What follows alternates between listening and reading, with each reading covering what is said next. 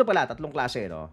Pwede ka mag-invest, pwede ka mag-trade, pwede ka maging hybrid. Pag mag-i-invest ka, meaning to say, mag-aalkansya ka lang, you DCA lang, buy regularly. Anong sistema lang yung kailangan mo? DCA system, meaning marunong ka lang mag-allocate, marunong ka lang mag-alkansya. Lahat ng barya mo, itabi mo, lalagay mo sa Bitcoin. For example, you can use G-Crypto, pang-alkansya. You can also use Bybit, pang-alkansya. Okay? Medyo mas simple yon, pero ang kailangan mong aralin doon is kung ano yung token na binibili mo. Pinakamabilis aralin po, Bitcoin. May webinar na tayo dyan. Yes, posibleng mas maliit yung upside niya compared to other altcoins, pero mas low risk compared to other altcoins. Gusto mo mag-trade? Sa trading, kailangan may sistema talaga. Okay? Technical analysis, macro analysis, yan ang ginagamit natin. May konti tayong FA, pero hindi kasi kung magaling doon. So, nag-focus tayo on TA and macro. So, nakagawa tayo ng TIPI system, price action ginagamit natin. So, you have to have a system if you want to actively trade. Pwede ka din naman maging hybrid. Ano po ba yung hybrid? So, pwede kang nag-i-invest, pwede kang nagbubudega. Meaning to say, nag-aalkansya ka, tapos nagtitrade ka. Portion of your portfolio, a small portion of your portfolio. Okay, let's say, meron kang, sabihin natin, $10,000.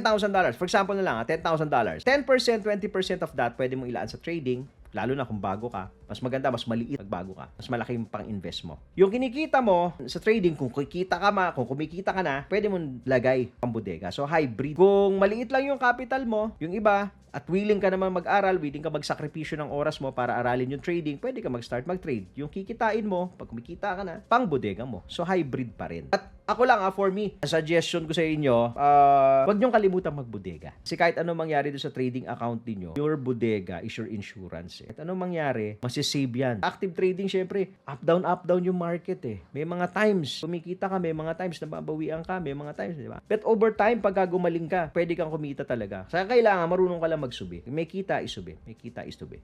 Okay? Para hindi mo na ibalik sa market.